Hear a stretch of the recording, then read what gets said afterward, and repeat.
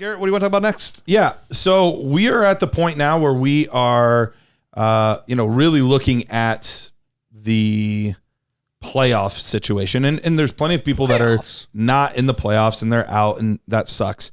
But there's a lot of us that play in a lot of leagues, and hopefully at least one league you are in the semifinals. So what I thought we could do this week is we could take a look at some of the names that are either a really good player that's in a tough matchup, or maybe a player that's in a great matchup. Talk about how we feel about these players and what level of trust do we have starting them in our lineups for the semifinals. Are we giving you a number on this level of trust? I don't know. I don't know that the free show's ready for Isaiah Likely. Okay, we'll talk about. We'll talk it out. That's fine. Who's first on the list? I like throwing a number on it, but all right. I mean, you could throw a number. It just might not fit the standards of what we typically do. Anyway, long story short, I think there's some interesting names. So let's look at the quarterback position. We have some quarterbacks that even in one quarterback leagues, you're probably starting. They've had really good seasons, but how much do you trust them over maybe some other guys? So two of the ones that I see towards the top that I think are pretty interesting this week are Tua, a guy that we've already talked about today. He goes up against Dallas, which is typically a pretty difficult matchup. And Brock Purdy, who's got arguably the toughest matchup this week in going up against Baltimore. Disagree. You don't think it's a tough matchup? I don't think it's as tough as people think it's going to be. Baltimore versus the fantasy football quarterback, they're in the top third, but they're at the bottom of that top third. So they're like right around that like 10, 11 range when it comes to stopping fantasy football quarterbacks. So I know their secondary has been somewhat suspect this year. The other line, there's linebackers have been pretty good, but the secondary has been banged up all year, and they haven't been lights out, right? The Jets are the number one team in that situation, the Jets and the Browns. When it comes to stopping out players, Jets have been great when it comes to stopping fantasy ball receivers. Plus, it also helps that the teams get up on them big and then they start running the ball a lot. But they've been, when it comes to like stopping fantasy football receivers, the Jets have done the best, and then the Browns are up there as well. I wonder if that's changed this week because they got torched this week against Miami. So Baltimore is really, like I said, they're at the bottom of that. You're talking about the top Jets. third. The Jets got torched. Mm-hmm. Yeah. And then for Tua versus Dallas, they're right smack in the middle. Like when it comes to stopping a fantasy football quarterback, they're right around like 15th overall. And this is a game, that you expect to be a high scoring game. Tyreek's coming back for this game. He's still chasing at 2,000 yards, so he's got a lot to catch up on. For what it's worth, and you get different numbers from different places. Baltimore is 32nd according to Fantasy Pros, so they're the toughest matchup against quarterbacks. Yeah. So the website that I use has 10th. You said Baltimore? Yeah, Baltimore that's what Fantasy Pros has them as the toughest matchup, and then Dallas would be 10th on Fantasy Pros. Okay, so they're 22nd. So yeah, I don't know. Each one weighs different factors, Sure. And whatnot. But for what it's worth, Tua hasn't been producing crazy numbers for fantasy. No, and these past few weeks, and Purdy has been. You know what I Correct. mean? So you have to look at all this kind of stuff. I feel very comfortable starting Purdy. Very comfortable. I mean, he's the MVP of the NFL. You can't argue anything about him. He's been lights out. If somebody's going to scheme against this secondary, it's going to be Kyle Shanahan. They're going to come with a play with them for them to succeed. Deebo Samuel has been absolutely amazing these last 5 weeks. So you're starting Brock Purdy full confidence. Oh, full confidence. Okay. I mean, I feel more. Let me put it this way. I feel more confident lately starting Brock Purdy than I do Pat Mahomes. Wow. And he's got a fantastic matchup this week. But even according to Fantasy Pros, he's ranked 6th. So normally he sits as a top 2-3 guy every week. Lots of people's confidence has dropped a little bit. And that's just for right now. Right. Pat Mahomes is still number one dynasty quarterback. But absolutely. For currently, the way Purdy's just on fire. All their weapons are hitting on all cylinders. Kittle, Ayuk, Deebo, McCaffrey, they're all firing on all cylinders here. So I feel very good about him. I feel very good about Tua this week. Stroud probably won't even play, so there's not even worth kind of mentioning him there. But I'm starting both. If I have these guys, I'm starting both of them. Neither of these defenses scare me enough to break off of that. Are there quarterbacks that maybe typically feel a little bit more risky that you would be willing to start over them? This is one quarterback. Obviously, you're starting Tua and Brock no matter what in Superflex, but in one quarterback situations like Justin Fields, maybe looked at as a little bit more risky, but he's got Arizona this week, one of the easiest matchups for fantasy football. You've got guys like Jared Goff, Minnesota, who overall in the season they've been so-so, but over the past 6 weeks or so, Minnesota's really dialed it in, have been playing significantly better, and specifically rushing the quarterback. So, but Jared Goff's got a decent matchup there. Kyler Murray's got a pretty good matchup against Chicago. So so you said you're confident in Brock, so let's step off him. But a guy like Tua, would you be willing to go, or even a Baker Mayfield against Jacksonville who hasn't been playing that great? Would you ever consider starting Kyler, Goff, Mayfield? Would you consider starting any of those guys above Tua, or is Tua still pretty safe for you? Yeah, none of those guys. As long as Tyreek's playing, right? Assuming Tyreek's playing, yeah. Yeah, I have Purdy. The only players I actually have ahead of Tua and Purdy here that I'm looking at is, I would actually listen on Justin Fields versus Arizona. Arizona's been atrocious versus the quarterback out here. Obviously, Jalen Hurts, Josh Allen. What about the other side of that matchup? Kyler Murray interests me. Joe Flacco just went over 300 yards. All he's got is Trey McBride right now. Yeah. That's it. I don't feel very comfortable with him whatsoever, actually. And Chicago's been actually very good. They've been improved the past 6-8 weeks. Yeah, very good. The site I use here again, they have Chicago number 3 overall versus fantasy football quarterback. Interesting. Yeah, I wonder how much that's weighted versus recency or all season. Well, since they brought on Sweat, they've had a much better pass rush. They've had a much better pass rush. And it's not all just him. It's all the other guys around him getting obviously less attention, and they're taking advantage. Well, the position I really wanted to spend most of our focus on was the running back position, because we've gotten to a point where there are a lot of guys that we typically trust this time of year that I feel like are very difficult to trust now. And we have a few guys that we weren't trusting a lot that now feel somewhat trustworthy. So it's kind of interesting. Obviously, Christian McCaffrey, tier of his own, just fantasy football GOAT level stuff. But outside of that, you have guys like James Cook and Rachaad White that have really come on strong lately and feel like fairly safe starts. You got James Cook going up against the Chargers. Not a bad matchup, not a great matchup. It's a great matchup. Right now, the side I have them has a 28th worst run defense. Okay, fantasy football quarter running backs. Mine has them dead center, but Rachaad White. I don't know where you have Jacksonville. 25th. Okay, Jacksonville is one of the more difficult ones too. But with him, it's been more receiving more than it has running the football. He's really gotten a lot of his work and a lot of his points on catching the football. So those two guys over the past few weeks have been a little bit of a revelation. How comfortable do you feel starting those players? James Cook specifically, I feel very comfortable. What was the other player? Rachaad White. Rachaad White. He's been doing excellent. Yeah.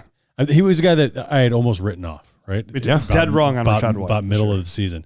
And now he has taken that whole job by the reins he's taken that job, whatever.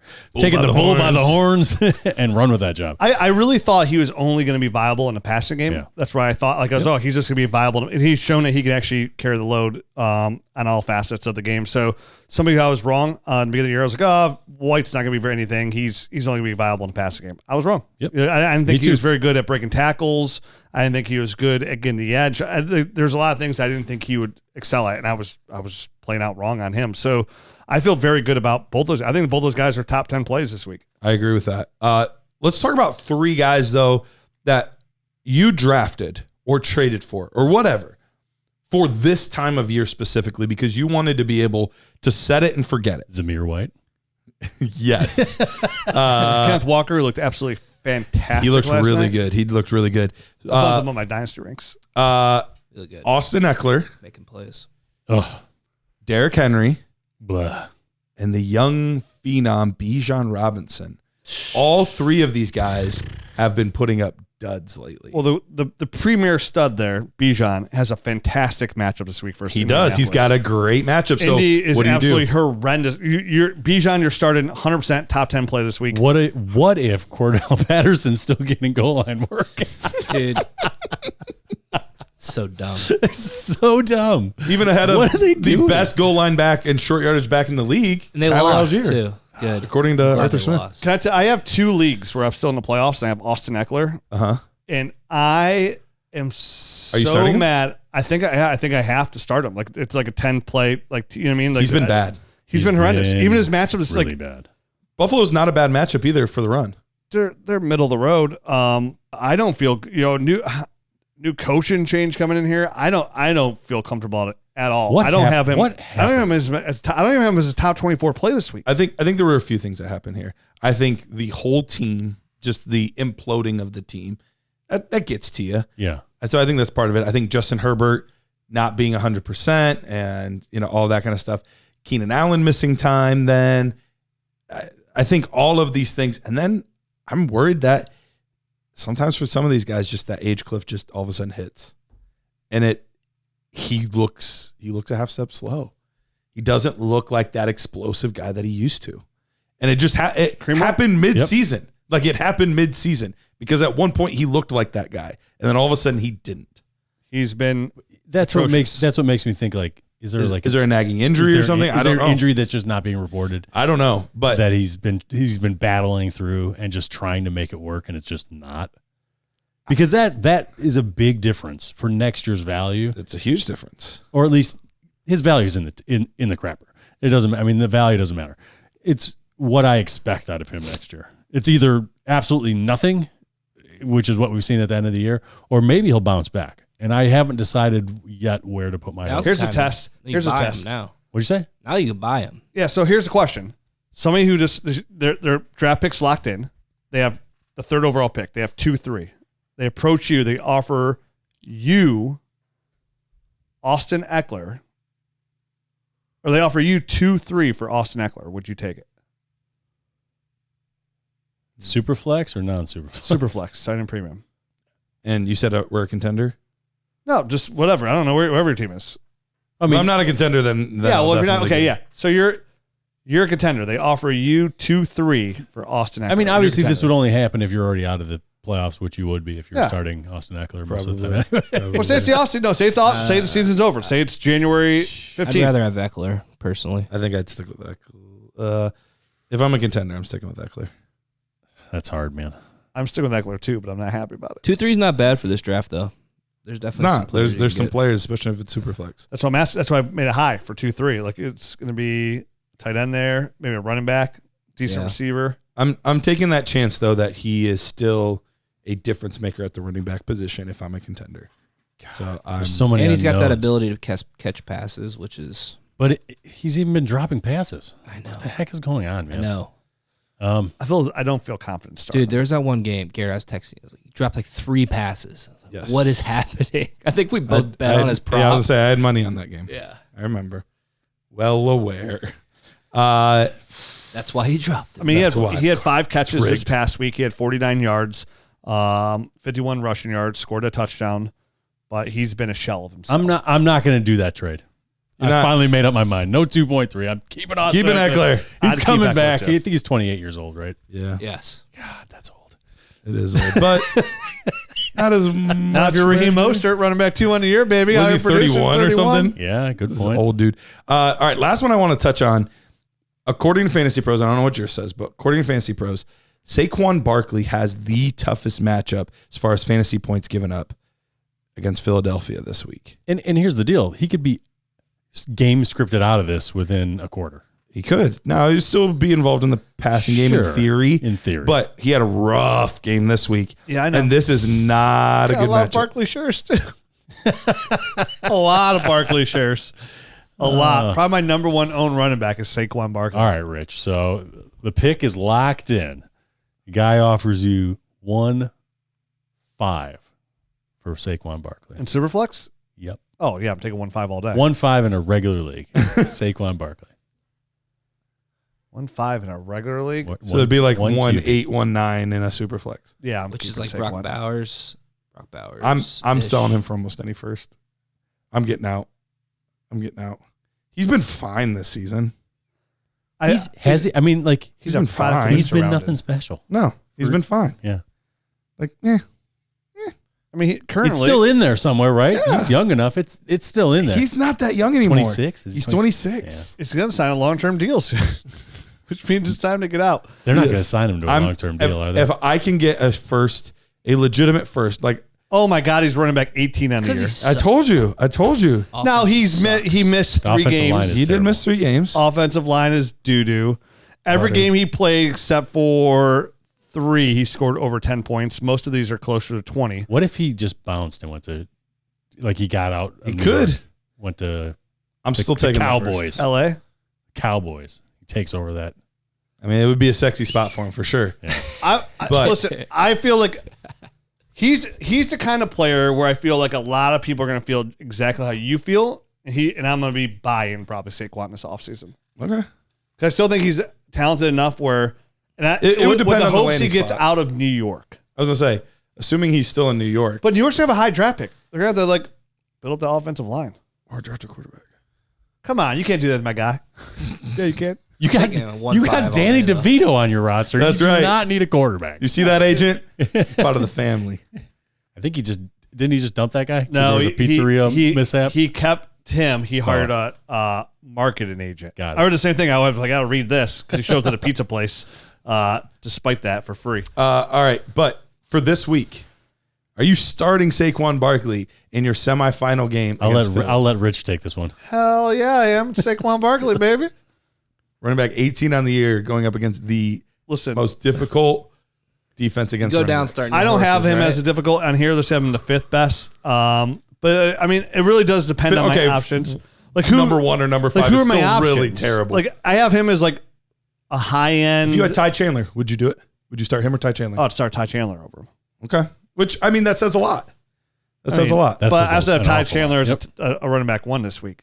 So That's pretty. I have Saquon as probably It's hard because I don't know range. if Alexander Madison will be back right now. Currently on Fantasy Pros for this week, Ty Chandler is ranked as the 25th running back. But I think a lot of that is the Madison. uncertainty on is Madison playing, is Madison not playing. I mean, I feel better about Saquon than guys like Devon Devin Achane. Singletary. Devon Achane. I'd start Saquon. San Fran. I like Dallas D. That's a tough I know, one, but right? I like Achane this week over Mostert versus Dallas. Interesting. Yeah, because I like getting him out in the flat there more. he is than still Mostert. still dealing with that toe. That's part of the reason his snaps have been limited. Dude, Ronnie Lott, cut it off. I don't think it's the same as Definitely not the same. as a little pinky finger. He also Little top knuckle of your pinky finger. Isn't it the most outrageous things you ever heard Yes. in a playoff game? A player say you can't go back in a game because your finger hurts, and you're like, he's like, cut it off. I like it. Yep. I respect it. I respect it too. Wish that guy was my dad. Oh man. Is that the 90s or the late 80s? That was late 80s. Late I was gonna 80s. say late 80s. Late 80s were a hell of a drug, man. Dude, That's hell of a time to watch football. It really was. Dude, all those penalty after penalty Oh after penalty. my God. Unnecessary Every roughness. single defensive player would just be ejected from a game. Oh my gosh. yeah. They wouldn't know how to play. It would take them a whole season just to learn how to play. Like, yeah. Every quarterback hit was roughing the pass. Oh my gosh. Intentionally. Every time a wide receiver caught the ball. You take his head You off. were trying to You were hurt It was like a trying to- torpedo Yeah. out of Yes. out of a submarine. Kappa got detained. That used to be like what you tried to do. Yeah. was Yes. Hurt that. I played Take us linebacker. out of the games. Yeah. I remember. Yes. I Unbelievable. It was a was, strategy. Lawrence Taylor. my coach would congratulate me when I gave concussions. Right. Like, Yeah. There was That's frowned upon now. there was Greg no Williams. bounty system. It was just what you did. It was You just, yeah, tried hey, to great mess job, it up. Doc. They were like, hey, You knocked him out. people are like, their brains are really messed up. We should probably We should probably not rein do this in. that. It's just a sport. All right, let's Last bump. one. Let's bump it over to wide receiver. Tight end. Tight end is kind of is what it is. Yeah, you're like starting them. There's good ones. You start them. The ones that aren't, don't start them. If you've got a good one, you're starting him no matter what. Right. If you've got a mediocre one, guess what? You're probably gonna have to you're start gonna him. You're gonna have to start him either It way. is what it is. But let's do the last couple wide receivers. I've been highlighting a lot of ones that are good players that not sure we're going to start. But this one is kind of the opposite. A guy that early in the season you would have never felt confident putting in your playoff lineup, but he's been fantastic the past 4 or 5 weeks. Rashee Rice. Is he to the point where he is a must start week in, week out? He's been getting crazy Oh, targets, yeah. man. His Of course. snap share has gone up every single week. Saw like 95% this week. Yeah. I've been saying the show now for over a month. Like my 2 favorite buys this offseason. Now, which sucks because over these last couple of weeks, They've played well. they've played well. My Too two well. buys going back probably like a month and a half ago, I've been talking about them on this show. Rashee Rice and Jaden Reed. Both had big weeks this week. Rashee Rice's snap share has gone up. The past 4 weeks for Rashee Rice, 10 targets, 9 targets, 10 targets, 9 targets. Yeah. So he's got a good matchup versus Las Vegas. He's a top 12 play for me this week. He's been absolutely terrific. They finally got a receiver there for Pat Mahomes. They're going to have to bring another guy in to complement Rashee Rice, but I think Rashee Rice has shown that he could be a true weapon going into 2024. Hopefully, maybe he got ahead of it. I know I said this offseason, maybe some people out there and bought him while I was talking him up. I feel the same way about Jaden Reed. Even though Dontavian Wicks came in, he's looked good. Christian Watson looked good when his hamstring's okay. Romeo Doubs looked, I mean, they went from get Aaron Rodgers a weapon to like 4 solid receivers. Now it's kind of like, oh, how does that shake out? Jaden Reed's still my favorite option there. Me too. But in Kansas City, I think Rashee Rice is on a projected path to be a very valuable dynasty asset to a high-end wide receiver 2, maybe even the possibility to flirt with wide receiver 1 numbers. We don't know what's going to go on with Kelsey there. We have no idea what's going to happen there. Right. And nobody else there is even worth a damn. Nobody? Not even Clyde Edwards-Helaire after this week's performance? Oh, he'll be great on some other team next year. He looks terrific. Didn't he look good? He looks real good. Yeah. He's back, baby. I was right the whole time. the whole time, every time I made a play, I was like, there he is. There he is. That's what I saw on tape. That's my boy. It took this long to get there. He He looked good though. He did look good. All right. What are we doing with Garrett Wilson? Garrett Wilson, he's been tough to trust, tough to start week in, week out. Not this week. But he's got a fantastic matchup this week. One of the best matchups in Washington. fantasy football. Who they starting this week at quarterback? Tim Boyle. Tim. Whoever it is, I it have no won't be idea. I good. honestly have no idea. They cut Tim Boyle, I thought. Oh, okay. Well, It doesn't matter. Like Trevor they're Siemian. all the same. Doesn't it matter a little bit? I mean, I love how Aaron Rodgers I all think Jared year. could trot out there and I'm coming do just back. as good. I'm Probably. coming back. Oh yeah, I'll prove everybody wrong. Next day after they're eliminated, yeah, man, I'm not 100%. I can only come back when I'm 100%. I don't think I'm gonna be 100% in 24. It doesn't make sense that in 14 weeks I'd be healthy. Like what the? Dude. Yep. don't you think he was just I can't blame trying him. to keep the morale of the team going a little bit with that whole thing? Stay in the hunt, Yeah. and maybe I'll be back. I think that's what that was. And the second that they were out, he was like, finally, I could tell the truth. I was never coming back. Suck it, losers. There's no way somebody can come back from Achilles in 14 weeks. I'm just not anywhere close to 100%. I'm a human being. Anyway, Garrett Wilson's got a terrific matchup. He does have a very They're good matchup. atrocious versus a fantasy football receiver. Atrocious. So, yes, I'm playing Garrett Wilson this week with like mid-range to low-end wide receiver 2 expectations. Okay. I think that's fair. That's fair. Yeah. As long as you have the expectations set there, I think it's okay. Okay. Last one here. Jordan Addison. How do we feel about starting him this week? Little bit of a downturn. Now he's had some big plays at times and he's had some big weeks, but not as consistent as he was earlier on in the season. What level of confidence are you starting Jordan Addison with this week? Wide receiver 3 confidence with Nick Mullins back there and Justin Jefferson back and TJ Hawkinson. He's the third wheel. Yes. Maybe the fourth now that Ty Chandler's going on. He's looked good. And it's Nick Mullins. So Nick Mullins didn't look that great.